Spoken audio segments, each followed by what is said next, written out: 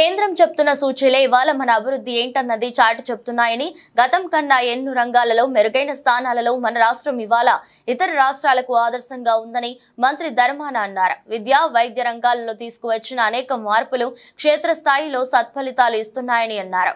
వీటిని చూసి ఓర్వలేక విపక్షాలు అబద్ధపు ప్రచారాలు చేస్తున్నాయని, వాటిని నమ్మే స్థితిలో ఇవాళ విఘ్నులైన ప్రజలెవరూ లేనే లేరని, ప్రజలంతా అబద్ధపు ప్రచారాన్ని తిప్పికొట్టేందుకు ఎన్నడూ సిద్ధంగా ఉన్నారని మంత్రి ధర్మాన తెలిపారు. చంద్రబాబు ఇచ్చిన హామీలను ఏనాడు నిలబెట్టుకున్న దాఖలాలు లేని లేవని, ఒకటంటే ఒక్క హామీ కూడా నెరవేర్చని ఆయన ఇవాళ మళ్లీ బాబు వస్తే జాబు వస్తుందని చెప్పడం హాస్యాస్పదంగా ఉందని ఎద్దేవా చేశారు.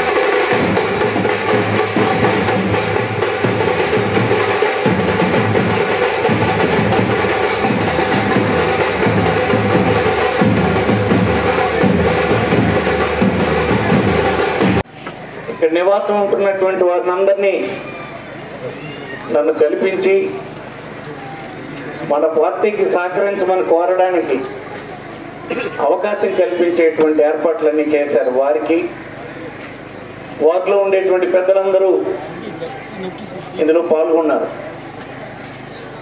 వారందరికీ హృదయపూర్వక నమస్కారం. ఎన్నికలు జరగబోతూ ఉన్నాయి కనుక మళ్ళీ మీ సహకారం కోరడానికి వచ్చాం. కానీ ఒక్కరోజే మేము ఎన్నికలకే రాలేదు. ఈ 5 సంవత్సరాలు, సంవత్సరానికి 2 సార్లు చెప్పున్నా ఇదే ఇక్కడ పార్క్లో సమావేశమై మీ అందరితో కలిసి కష్టసుఖాల్ని చర్చించాం. మీరు గతంలో ఈ ప్రభుత్వాన్ని అధికారంలోకి తీసుకొచ్చారు, ఈ పార్టీ ప్రభుత్వాన్ని. ఆనాడు మాట ఇచ్చిన విధంగా అమలు చేస్తున్నటువంటి కార్యక్రమాలు సమీక్షించడానికి, మిమ్మల్ని అడిగి తెలుసుకోవడానికి అనేక సార్లు ఇక్కడ ఉన్నటువంటి పద్మావతి, రామ్మోహన్, వైకుంఠరావు, ఇంకెక్కడికి వచ్చినటువంటి ఇతర పెద్దలు అందరం వచ్చి మిమ్మల్ని కలిసి మిమ్మల్ని ప్రదర్శనగా ఈనాడు ఉంది. పరిపాలనలో చాలా సంస్కరణలు తీసుకొచ్చాం. పాలనని గడిచిన కాలంలో ఉండేటువంటి లోపాలన్నింటినీ సరిదిద్దాం. అయ్యో, ఈ సమాజంలో నన్ను ఎవరు పట్టించుకునేవారు లేరా, నా తరఫున అడిగేవారు ఉన్నారా,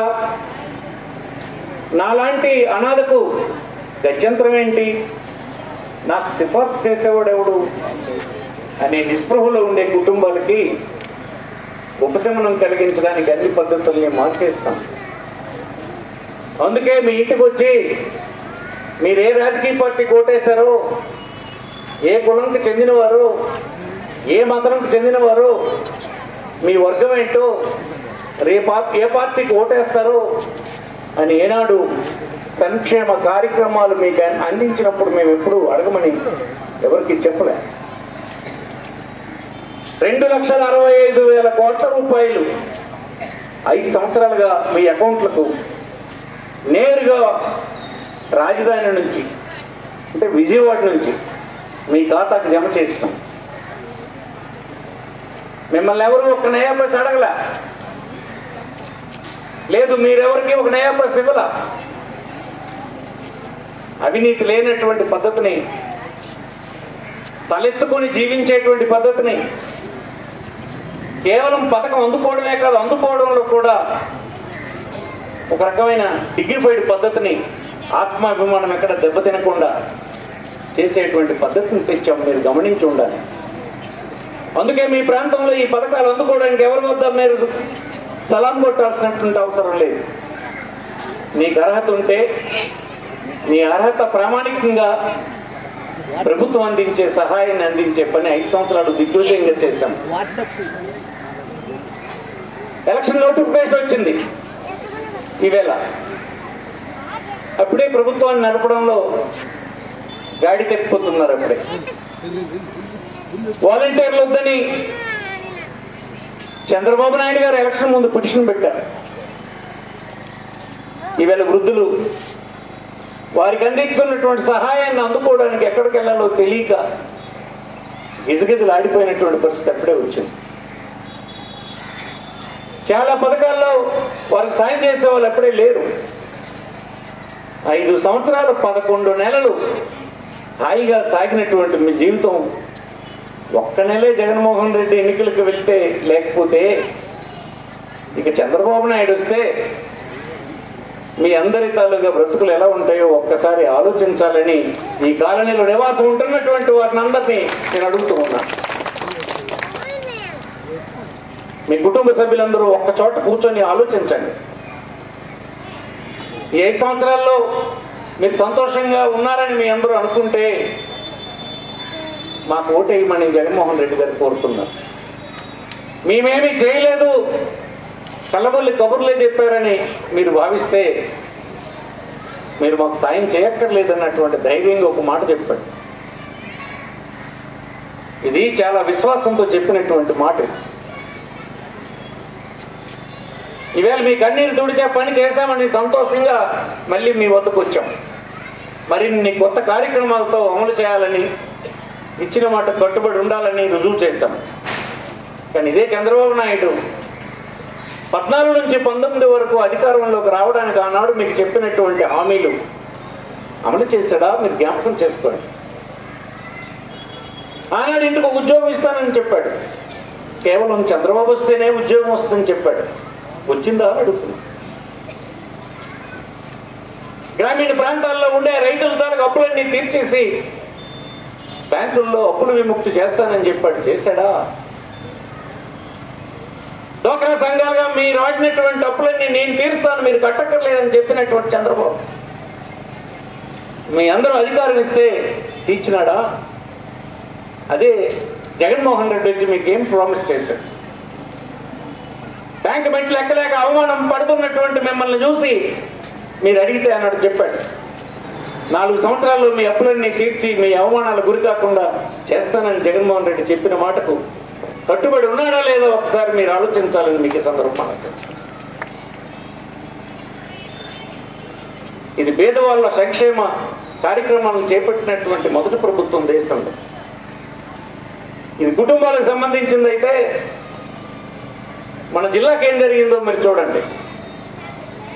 4,000 కోట్ల రూపాయలతో టెక్కల వద్ద డీప్ వాటర్ సీపోర్ట్ ను కడుతున్నాం. 4,000 కోట్లు.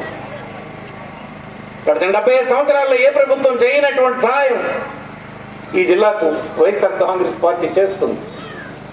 మరొక 6 మాసాల్లో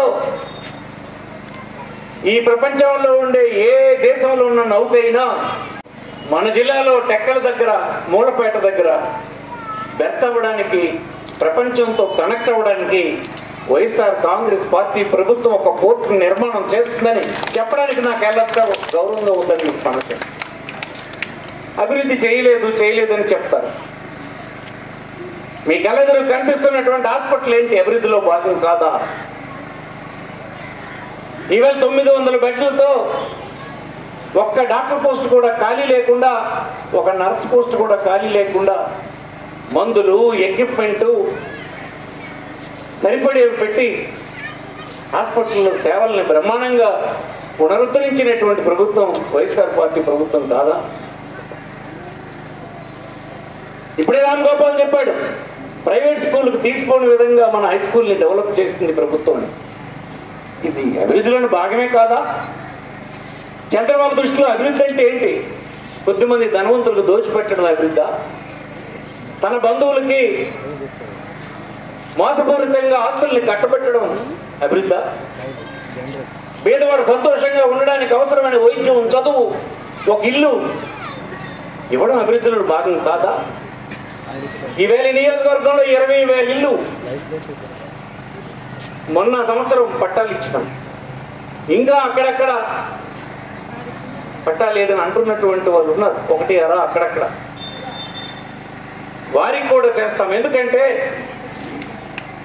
వైఎస్ఆర్ కాంగ్రెస్ పార్టీ ప్రభుత్వ పాలనలో ఎక్కడ కూడా ఇల్లు నిరుపేద ఉండకూడదని ఇల్లు నిర్మాణం చేయడం కాదు, మన పట్టణం చుట్టూ గ్రామాల నిర్మాణం చేస్తున్నాం. మీరు ఒకసారి చూడండి, పొన్నాడు చూడండి, రాగోలు చూడండి, లింగాల వలస చూడండి, పాత్రల వలస చూడండి, సింగపురం చూడండి. ఒక్కొక్కటి కొన్ని వేల ఇళ్లతో నిర్మాణం జరుగుతోంది. 40 సంవత్సరాలుగా ఎప్పుడు ఇల్లు లేనటువంటి పేదలు ఈనాడు ఒక ఇంటికి నోచుకునే పరిస్థితి వచ్చింది. ఈ రాష్ట్రంలో ఇల్లు లేని నిరుపేదలు అయ్యో మాకు స్వాతంత్రం వచ్చేస్తే గొప్పగా అన్ని జరిగిపోతాయని మా ముత్తాతలు చెప్పినారు, తాతలు చెప్పినారు. కానీ 75 సంవత్సరాలు అయిపోయిన స్వాతంత్రంలో ఎక్కడ కూడా కనీసం పొద్దుల్లా కష్టపడి పొద్దుపోతే ఇంటిల్లిపాది ఒక పంచ నుండి 4 ముద్దలు అన్నం తిని సేదా తీరుదామంటే సొంత ఇల్లు లేదని బాధపడినటువంటి వాళ్ళు ఇంతమంది ఉన్నారన్నమాట. 31 లక్షల మందికి మన ప్రభుత్వం ఈ 5 సంవత్సరాల కాలంలో పట్టాలు ఇచ్చి ఇల్లు ఇచ్చిందన్న విషయాన్ని మీకు ఈ సందర్భంగా మనం చేస్తాం. ఇల్లు పొందినటువంటి వారికి ఆ ఆనందం మనకు అక్కడ వెళ్తే తెలుస్తుంది. వాళ్ళు ఏమి కార్లు కావాలని కోరలేదు, బంగారం కావాలని, భూములు కావాలని, ఉద్యోగాలు కావాలని అడగలేదు. వద్దంతా కష్టపడి మా ఇంట్లో మేమున్నామన్న తృప్తి జీవితానికి ఉంటే చాలని కోరుతున్నారు.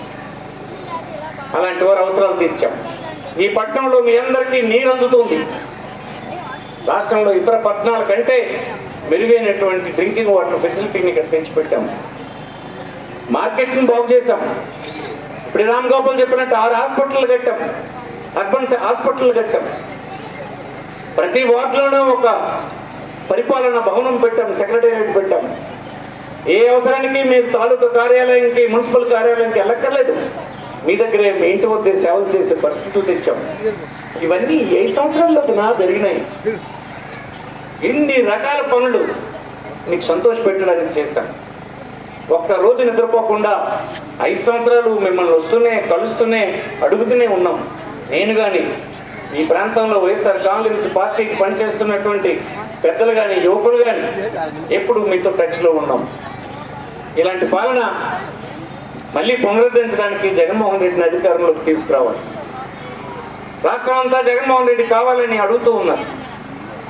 జగన్మోహన్ రెడ్డికి వచ్చినటువంటి ఆదరణ చూసి వారువలైనటువంటి రాజకీయ పార్టీలు రాళ్ళతో కొట్టాలని చూస్తున్నారు, క్యాంపెయిన్ చేయనివ్వకుండా చూస్తున్నారు. జనం మధ్యకి వెళ్తే అతను మాట్లాడితే జనం ఉప్పేగిపోతున్నారు, ప్రవాహంలో జనం వచ్చేస్తున్నారు, మీరు చూస్తున్నారు. ఇతను అడ్డుకోలేమని దుర్మార్గపు కార్యక్రమాలకు పాల్గొంటున్నారు, మీరు చూశారు. ఇవన్నీ ప్రజాస్వామ్యంలో సాగవు. ప్రజల తాలూకా ఆలోచనలు, అంతరంగం ప్రజాస్వామ్యంలో ఓటు ద్వారా తెలుస్తుంది. మీ అందరికీ నేను విజ్ఞప్తి చేస్తున్నాను. ఈ ఎన్నికల్లో పార్లమెంట్ అభ్యర్థిగా తిలక్ ఒక యువకుడు ఉన్నాడు, మనందరికీ పరిచయస్తుడే. నాతో చాలా కాలంగా పార్టీ పని చేసినటువంటి వ్యక్తి. అతనికి ఈ శాసనసభకు నాకు గడిచిన కాలంలో 3 సార్లు మీరు పంపించారు. 5వసారి ఇక్కడ ఈ నియోజకవర్గం నుంచి నేను పోటీ చేస్తున్నాను. అన్నిసార్లు మీరు గెలిపించడం వల్లే ఎప్పుడైనా ఎన్నికల టేబుల్ మీద అడుకోవాలని లెక్కెడుతున్నారంటే ప్రత్యర్థులకి, తెలుగుదేశం పార్టీకి గుండెలు పరిగెడతాయి. ఇది వాళ్ళకి వెళ్ళిపోతుందని. ఈసారి కూడా అంతకుండా బలంగా ఇది ఉన్నది అని మీరు నిరూపించాలని ఈ సందర్భంగా కోరుతూ, యువకులు అనేక మంది, బిందు కానీ, దుర్గా కానీ, నరేష్ కానీ, వర్మ కానీ, శ్రీని కానీ, వినయ్, వెంకటేష్ కానీ, చిరంజీవి కానీ, అలాగే కేబీటీ యూత్కి చెందినటువంటి కుర్రాలు కానీ, ఇందులో నివాసం ఉంటున్నటువంటి పెద్దలు అనేక మంది ఉన్నారు. రిటైర్డ్ పీపుల్ ఉన్నారు, ఉద్యోగులు ఉన్నారు. మీ అందరూ మీకు అనుబంధంగా ఉన్నటువంటి స్నేహితుల్ని, బంధువులకి మాట చెప్పి, ఈ రాష్ట్రంలో అభివృద్ధి జరగలేదన్నది వాస్తవం కాదు. దేశంలో చూస్తే అన్ని రాష్ట్రాల కంటే ఆంధ్రప్రదేశ్ జీడీపీ కంటే అనేక ర్యాంకులు మీదకు వచ్చి దేశంలో ఒక మంచి స్థానానికి చేరుకుంది. మరొక 5 సంవత్సరాలు మళ్ళీ జగన్మోహన్ రెడ్డి ఉంటే మన పిల్లల చదువు కానీ, ఈ రాష్ట్రంలో అన్ని రంగాలు కానీ అభివృద్ధి చెంది ఆ ఫలాలు మనకు అందుతాయని ఈ సందర్భంగా మనం చేస్తూ, ఈ కార్యక్రమాన్ని విజయవంతం చేసినటువంటి మీ అందరికీ పేరు పేరున హృదయపూర్వకమైనటువంటి కృతజ్ఞతలు తెలియజేస్తూ, ఇంటింటో వచ్చినప్పుడు హారతి ఇచ్చారు, ఒట్టు పెట్టారు, దీవించారు, పలకరించారు. ఈ ప్రభుత్వమే మాకు కావాలని చెప్పారు. మీరు చెప్పినటువంటి మాటలు, మీరు ఇచ్చినటువంటి హారతి, మీరు చూపినటువంటి ప్రేమ, అభిమానాలు, ఈ స్వాగతం నాకు మరింత విశ్వాసాన్ని నింపినాయని ఈ సందర్భంగా మనవి చేస్తూ మీ అందరి వద్ద సెలవు తీసుకుంటున్నాను. నమస్కారం.